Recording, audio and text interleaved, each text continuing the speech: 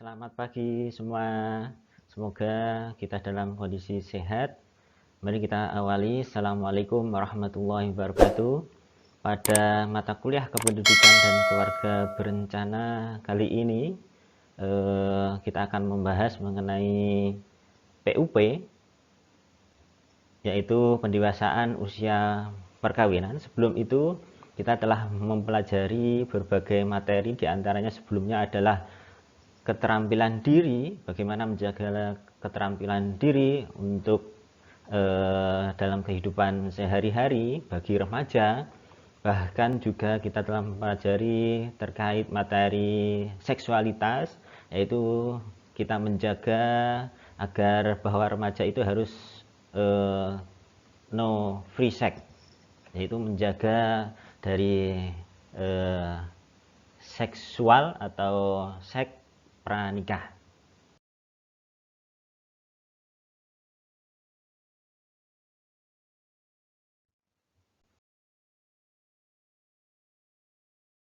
Pada pertemuan 15, yaitu pertemuan terakhir untuk materi mata kuliah Kependudukan dan Keluarga Berencana, di antaranya ada kompetensi dasar di situ memiliki kemampuan pemahaman dan penerapan pendewasaan usia perkawinan, memiliki minat menerapkan pendewasaan usia perkawinan. Lalu bagaimana indikator pencapaian kompetensi tersebut, yaitu mahasiswa dapat menjelaskan makna dan mengungkap pentingnya pendewasaan usia perkawinan, dapat menjelaskan penggunaan berbagai alat kontrasepsi, mahasiswa dapat membuat rancangan usia perkawinan dan kehamilannya secara tepat, mahasiswa memiliki komitmen menikah pada usia perkawinan. Lalu pada materi ini, materi pokoknya akan membahas mengenai pengertian pendewasaan usia perkawinan (PUP), pentingnya PUP, dan perencanaan keluarga. Pada Undang-Undang Nomor 5 Tahun 2009, di situ terdapat beberapa tema yang diantaranya yaitu mengatur kehamilan, lalu ada mengatur kelahiran anak, lalu ada jarak dan usia ideal melahirkan, dan juga informasi pelayanan reproduksi. Guna apa? Gunanya yaitu untuk menciptakan keluarga yang berkualitas. Bagaimana keluarga yang berkualitas itu? Bahwa keluarga berkualitas adalah keluarga yang dibentuk berdasarkan perkawinan yang sah dan bercirikan sejahtera, sehat, maju. Nah, kemudian jumlah anaknya juga ideal, berwawasan ke depan, bertanggung jawab, harmonis, serta bertakwa kepada Tuhan Yang Maha Esa. Nah, lalu apa yang kemudian itu tadi yang melatar belakangi pendewasaan usia perkawinan? Terus apa PUP itu? Bahwa pendewasaan usia perkawinan menurut BKKBN yaitu upaya meningkatkan usia pada perkawinan pertama sehingga pada saat perkawinan mencapai usia minimal 20 tahun bagi perempuan dan 25 tahun untuk laki-laki. Nah, kalian tentunya sebagai mahasiswa saat ini sudah usia berapa tahun saja? Semuanya yang perempuan sudah masuk 20, ataupun juga yang laki-laki apakah sudah masuk 25 atau bahkan nanti setelah lulus sudah usianya 25 siap menikah atau belum. Kalau yang belum, janganlah kemudian kalian menikah terlebih dahulu. Maka pendewasaan usia perkawinan ini harus digunakan gitu. Harus dicermati. Untuk perempuan 20 tahun, untuk laki-laki 25 tahun. Jika sudah istilahnya orang Jawa itu kebelet, maka harus ada penundaan. Nah, di antara penundaan apa? PUP tidak hanya sekedar menunda perkawinan sampai usia tersebut, tetapi juga mengusahakan agar kehamilan pertama terjadi pada usia yang cukup dewasa. Apabila hal tersebut gagal, maka diupayakan ada penundaan kehamilan anak pertama. Ingat, anak pertama. Sehingga kalau belum usia yang perempuan belum usia 20 tahun, maka menunggu dulu hamilnya di usia 20 tahun. Kalau menikahnya di umur 29, kalau memang sudah ini istilahnya segera mensegerakan, maka harus ditunda.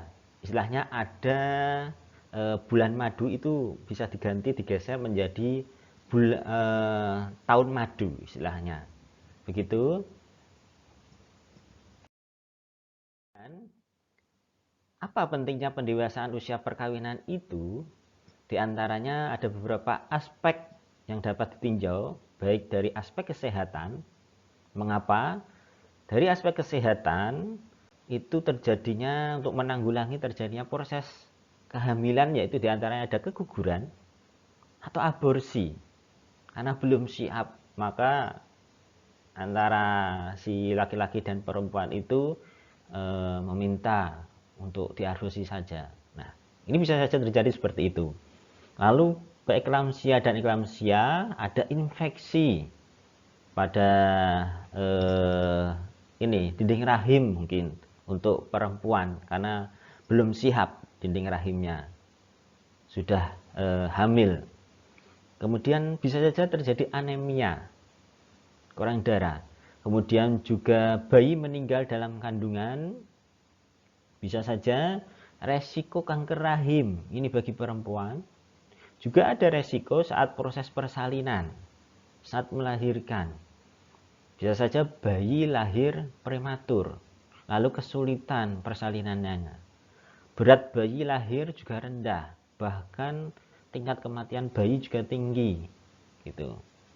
Juga bayi bisa saja memiliki kelainan. Kemudian dari aspek psikologis, kematangan emosi sangat penting. Kalau usia sebelum 20 untuk perempuan, 25 tahun untuk laki-laki, kalau belum mencapai itu, sekiranya aspek psikologisnya itu belum matang.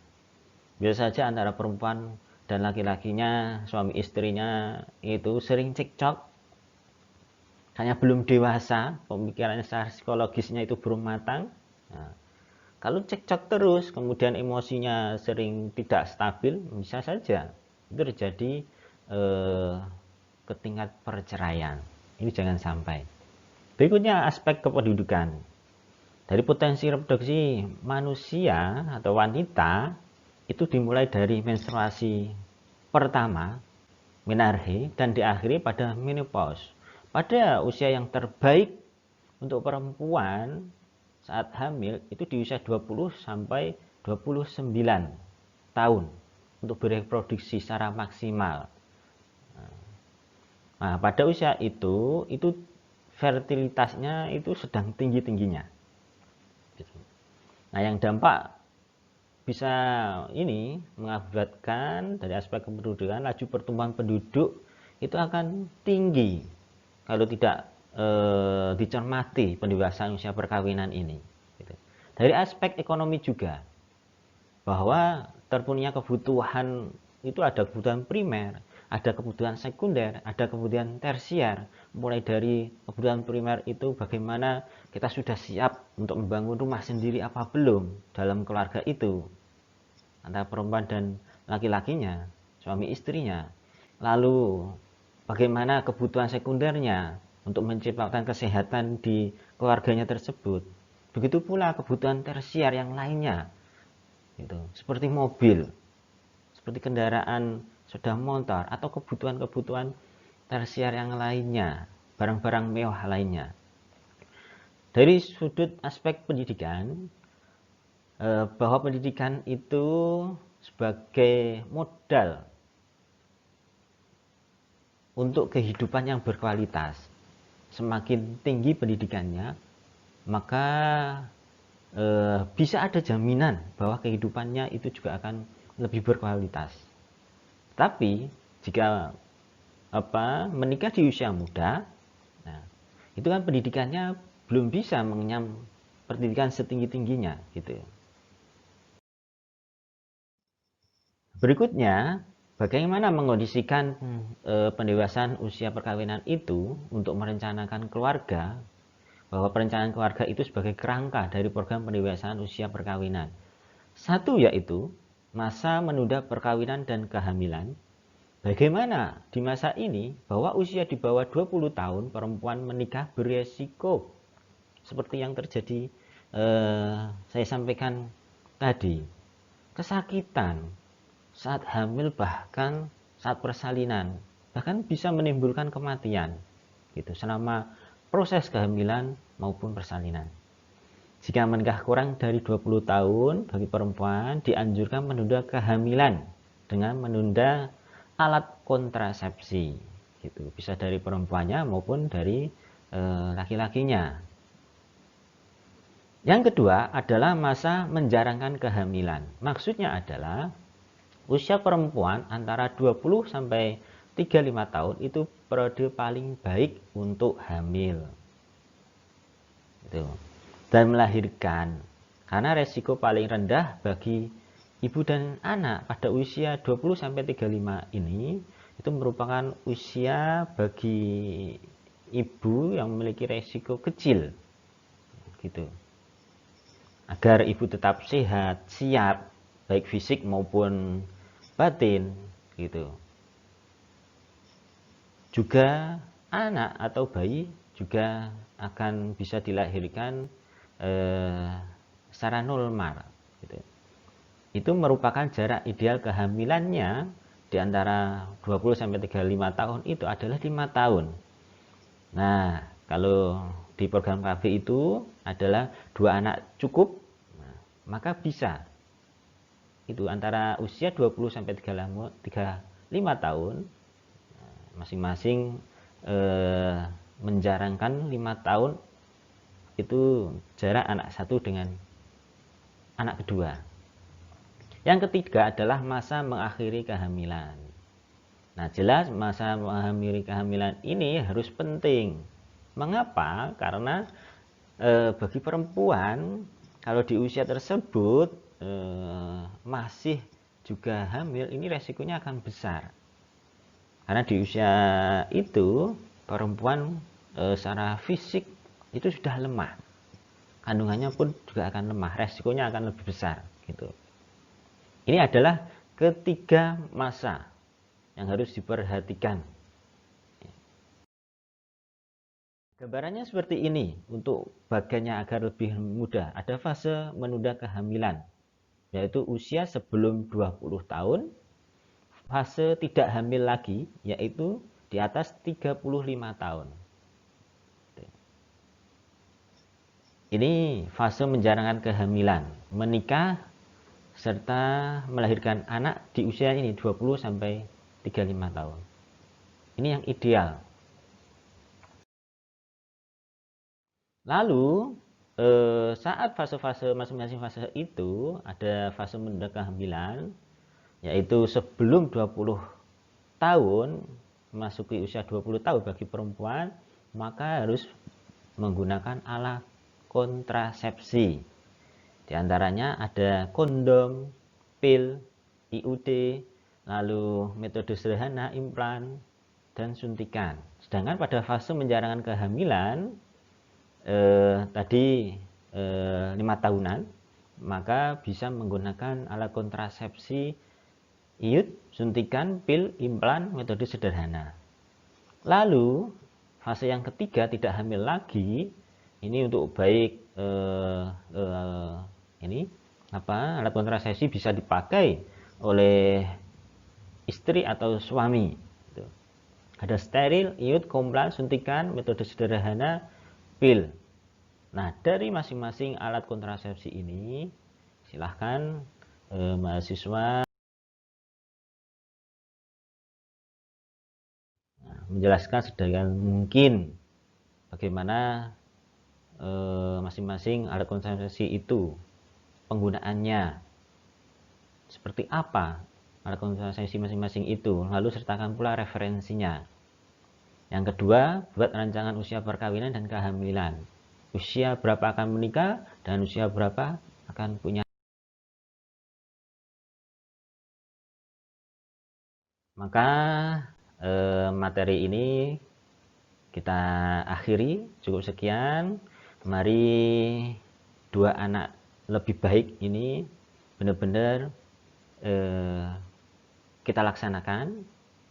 Dan juga bagi remaja yang belum menikah, hindari seks bebas ya, dan salam genre generasi berencana. Sekian, terima kasih atas perhatiannya.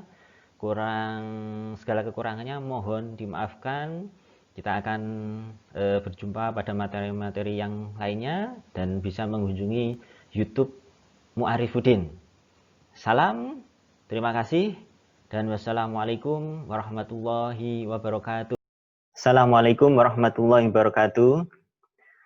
Selamat pagi untuk Prof. Mungin Wibowo, MPD Cons. Terima kasih atas kehadirannya. Semoga tetap diberikan kesehatan dan kelancaran, kemudahan untuk menjalankan kegiatan aktivitas hari ini. Dan selamat pagi juga untuk adik-adik mahasiswa. Semoga di sana semua tetap sehat juga. Mari kita memasuki pada sekiranya akhir perkuliahan, yaitu pertemuan ke-15 ini, yaitu mata kuliah kependudukan dan keluarga berencana dengan materi yang berjudul pendewasaan usia perkawinan. Nah, sebelum materi ini sempat mahasiswa kita sudah membahas berbagai materi, diantaranya ada keterampilan diri, bagaimana bahwa saat remaja kita bisa menjaga contohnya kebersihan diri. Apakah sudah besar remaja kemudian istilahnya buang air kecil sembarangan seperti waktu kecil dulu, yaitu di mana saja kemudian tidak dibersihkan dengan air. Nah, itu jangan sampai. Bahkan materi sebelumnya juga ada seksualitas, ada seks pranikah, maka itu coba mahasiswa untuk jangan sampai harus menghindari free sex atau seks sebelum ini menikah. Langsung saja masuk pada materi PUP, yaitu pendewasaan usia perkawinan. Mahasiswa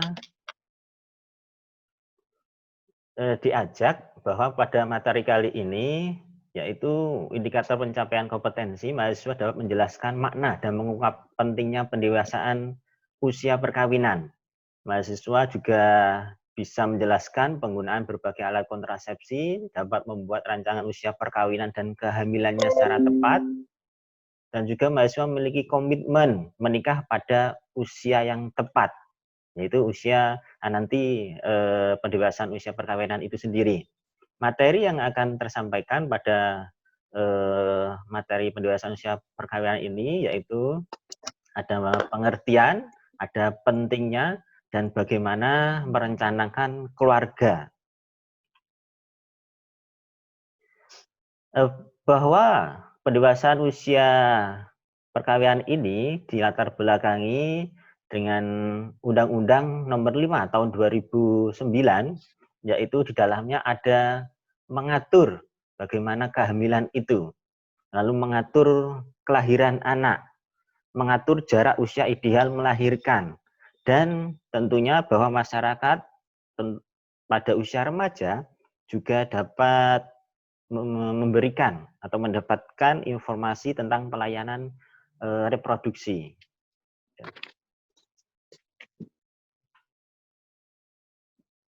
Nah, lalu bagaimana PUP itu, pendewasaan usia perkawinan? Menurut BKKBN, bahwa PUP itu adalah meningkatkan usia pada perkawinan pertama.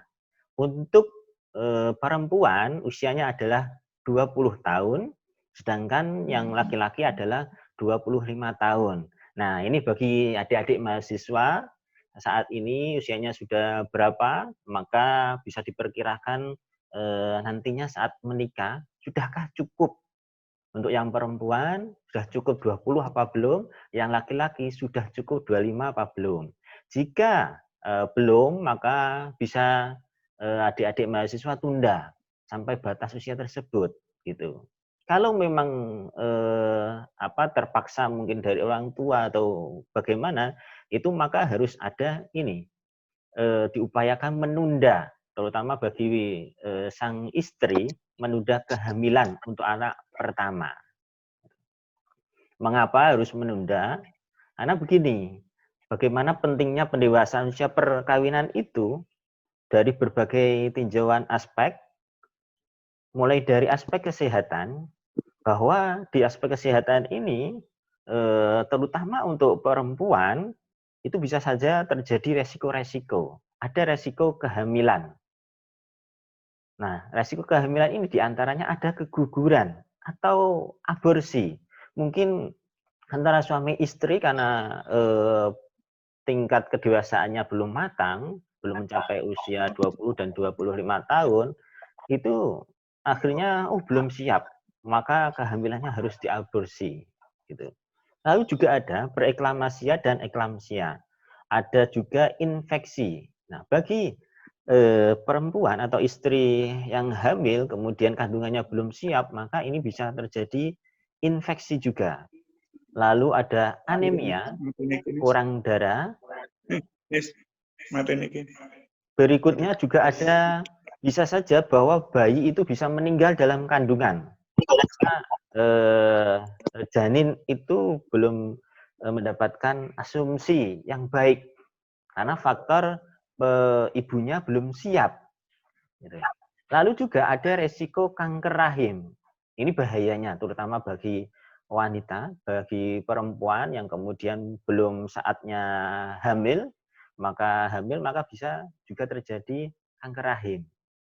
Lalu ada resiko juga pada proses persalinan, bisa saja bayi itu dilahirkan secara prematur. Gitu. Selain itu juga ada kesulitan di dalam persaliannya. Bayi bisa saja beratnya itu lahir rendah, kecil. Lalu kematian bayi juga akan tinggi. Berikutnya juga akan bisa terjadi kelainan bawaan dari bayi tersebut. Ini dari tinjauan aspek kesehatan. Lalu ditinjau dari aspek ekonomi, mengapa harus ada pendewasaan usia perkawinan? Ini karena dalam kehidupan kita tentunya bisa tercukupinya kebutuhan primer, sekunder, tersier. Nah, kebutuhan primer itu contohnya apakah pasangan keluarga itu antara suami istri sudah siap memiliki rumah sendiri. Lalu kebutuhan sekunder, ada kebutuhan untuk kesehatan. Bahkan saat nanti memasuki kehamilan seorang ibu hamil, bumil, itu juga akan ini membutuhkan biaya yang ini lebih juga. Untuk apa? Untuk senantiasa menjaga kehamilannya gitu. Selama 9 bulan namanya. Lalu dari kebutuhan tersier juga contohnya kebutuhan-kebutuhan seperti mobil, seperti ganti HP. Oh, HP-nya ini saat ini sudah jadul, ingin ganti. Maka ini dari tinjauan aspek ekonomi. Berikutnya, dari aspek psikologi, antara suami istri itu juga harus ada kematangan secara baik itu psikis maupun biologis gitu.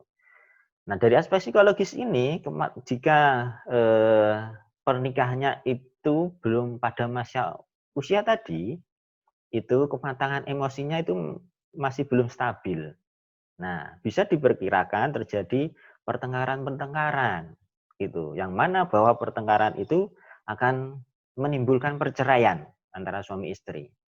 Dari sudut pandang berikutnya yaitu aspek pendidikan, bahwa pada usia 20 itu sudah diperkirakan perempuan sudah bisa mengambil pendidikan tinggi. Karena mengapa? Bahwa pendidikan tinggi itu adalah sebagai modal aspek kehidupan yang berkualitas. Kalau semakin muda usianya, maka dia belum tentu bisa mencapai pendidikan yang lebih tinggi. Nah, di antaranya pendidikan yang tinggi bisa saja mereka sudah paham, mempersiapkan bagaimana persiapan pernikahan, apa yang dibutuhkan, gitu. Ada pendewasaan dalam berpikir, kemudian nanti bagaimana untuk kehamilan? Itu kebutuhan-kebutuhan berikutnya.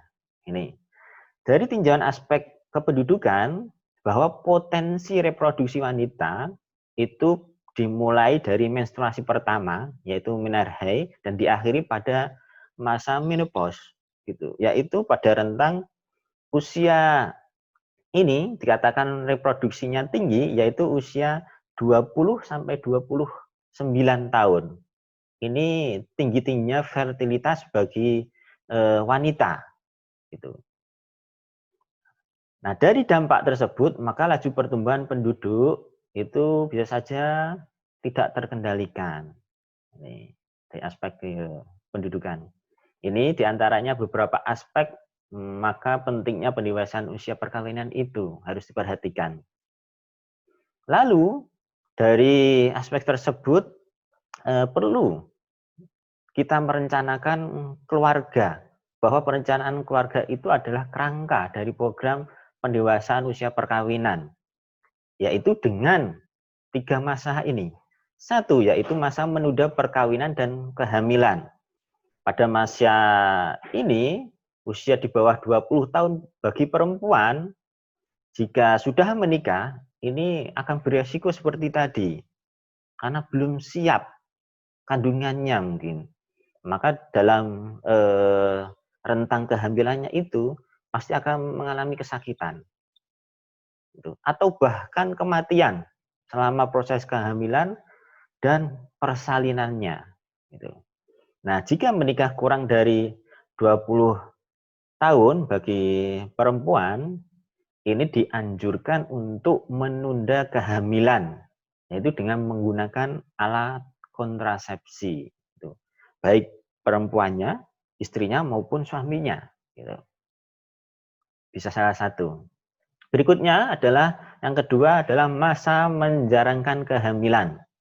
Pada masa ini, perempuan usia 20 sampai 35 tahun ini adalah periode yang paling baik untuk kehamilan dan melahirkan. Karena pada usia itu resiko paling rendah bagi ibu dan anak. Lalu jarak ideal kehamilannya adalah 5 tahun. Maka pada usia 20 sampai 35 tahun itu untuk mendapatkan 2 anak cukup bisa. Gitu. Yang masa ketiga adalah masa mengakhiri kehamilan. Bagi perempuan harus melakukan mengakhiri kehamilan ini pada usia 35 tahun. Batasnya adalah 35 tahun. Secara empirik di atas usia itu, di atas 35 tahun, banyak mengalami resiko medik. Karena kandungannya mungkin sudah lemah, bahkan secara fisik kesehatannya juga akan melemah di atas usia-usia tersebut. Berikutnya adalah ini lebih mudah pemahamannya. Saya tunjukkan bagannya, yaitu yang fase pertama ini menunda kehamilan, yaitu usia sebelum 20 tahun di sini. Lalu yang di tengah ini adalah usia 20 tahun sampai 35 tahun, yaitu fase menjarangkan kehamilan. Tadi idealnya adalah 5 tahun untuk hamil jangkanya. Berikutnya fase yang ketiga yaitu tidak hamil lagi adalah di atas 35 tahun. Ini yang harus diperhatikan bagi adik-adik mahasiswa yang nantinya akan membentuk keluarga, akan merancang keluarga, harus siap betul dari segi usia. Gitu. Nah, dari materi tadi sebelumnya itu ada penggunaan alat kontrasepsi, maka dari ketiga fase itu bisa menggunakan alat kontrasepsi sebagai berikut. Ada fase menunda kehamilan sebelum 20 tahun, meskipun sudah menikah, maka disarankan, dianjurkan untuk menggunakan alat kontrasepsi seperti kondom, atau pil, atau IUD, atau metode sederhana, atau implan, atau suntikan. Nah, fase yang kedua pada usia 20 sampai 35 tahun ini karena tadi menjarangkan kehamilan, tadi idealnya 5 tahun, maka saat itu bisa menggunakan alat kontrasepsi dalam bentuk IUD, suntikan, pil, implan, atau metode sederhana. Di fase yang ketiga, tidak hamil lagi, lebih dari 35 tahun, bisa menggunakan alat kontrasepsi steril atau IUD atau implan atau suntikan atau metode sederhana atau menggunakan pil. Nah, dari mahasiswa di sistem elena.unas.id sudah ada tugasnya, ada 2 tugas yang harus dikerjakan. Yang pertama adalah menjelaskan sedetail mungkin dari berbagai macam alat kontrasepsi. Ada kondom, pil, IUD, metode sederhana, implan, suntikan, dan steril. Apa masing-masing itu? Lalu fungsinya apa? Bedanya di mana? Penggunaannya bagaimana? Ciri-cirinya bagaimana? Gitu. Sertakan pula sumber referensinya. Jangan lupa ini, harus disertakan. Mengutip dari mana? Gitu. Tugas yang kedua adalah membuat rancangan usia perkawinan dan kehamilan. Adik-adik mahasiswa tentunya akan menikah pada usia berapa nantinya. Lalu usia berapa saja punya anak. Ini. Dan pada akhirnya materi saya cukupkan. Nah, ada di situ 2 anak cukup dan salam genre generasi berencana. Jangan sampai remaja berperilaku free penyimpangan seksualitas atau free sex, ya. Jangan sampai seks pranikah. Sekian dari saya, terima kasih. Semoga bermanfaat, bisa kita lanjutkan untuk diskusi. Silakan adik-adik mahasiswa, ada yang dipertanyakan? Pak, maaf mau tanya, Pak. Ya, Arbi? Kan gimana ya, Pak? Kan sekarang kan itu, Pak, ada banyak banget kasus-kasus itu kan, kasus-kasus kayak free sex yang yang hamil di bawah 20 tahun.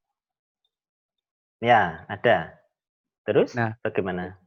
itu kan melakukan kayak kayak melakukan aborsi gitu. Itu nanti berpengaruh nggak ya, Pak, ke bayi janinnya atau kesehatan bagi si ibu hamil itu, si orang yang melakukan aborsi itu?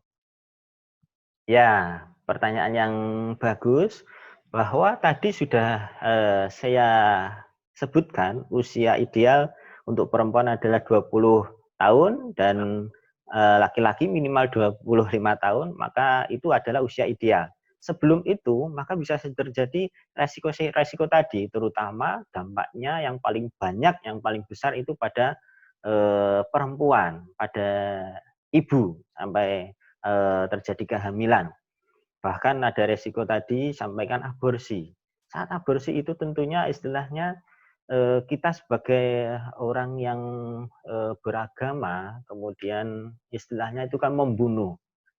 Apalagi itu adalah istilahnya hubungan antara dua sejoli yang dilandasi senang, suka, cinta. Kenapa saat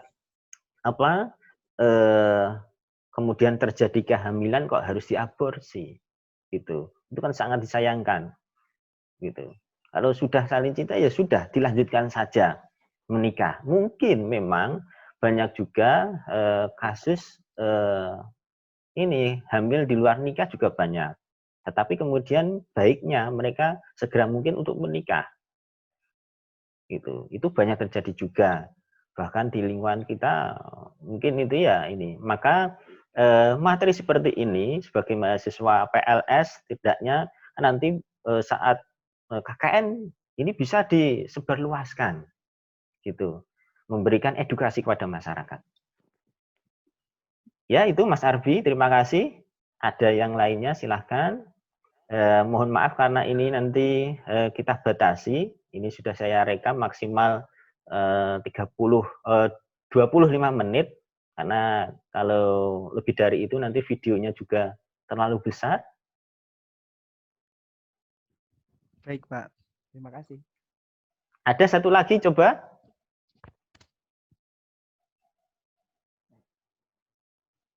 Pertanyaan satu lagi. Ya, siapa ini?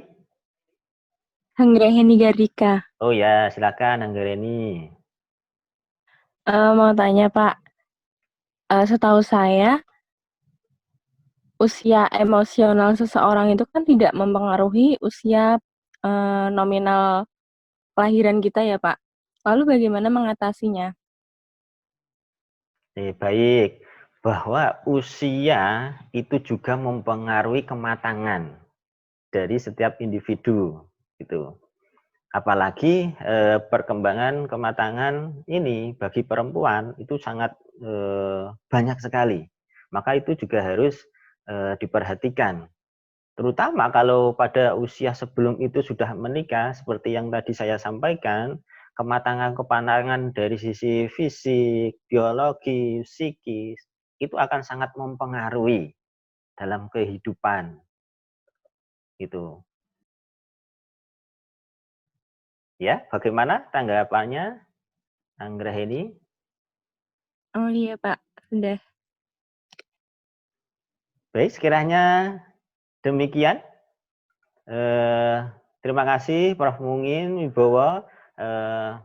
Sekiranya perkuliahan pada kali ini kita cukupkan sekian. Kita ini ya coba untuk presensi agar ini saya absen untuk presensinya. Setidaknya ada nama di situ.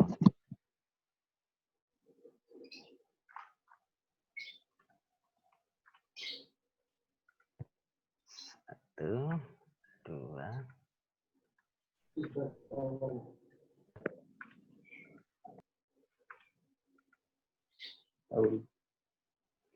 Sudah presensi sudah saya rekam. Terima kasih atas kehadirannya semuanya. Untuk adik-adik mahasiswa, kita lanjutkan pertemuan pada semester berikutnya. Ini sudah 15 kali pertemuan. Silahkan nanti UAS-nya tinggal menunggu saja informasi. Terima kasih, demikian. Semoga kita tetap sehat semua. Salam genre, dan jangan sampai free sex. Kemudian 2 anak cukup. Wassalamualaikum warahmatullahi wabarakatuh. Waalaikumsalam. Terima kasih Prof. Mumin. Saya akhiri untuk hari ini.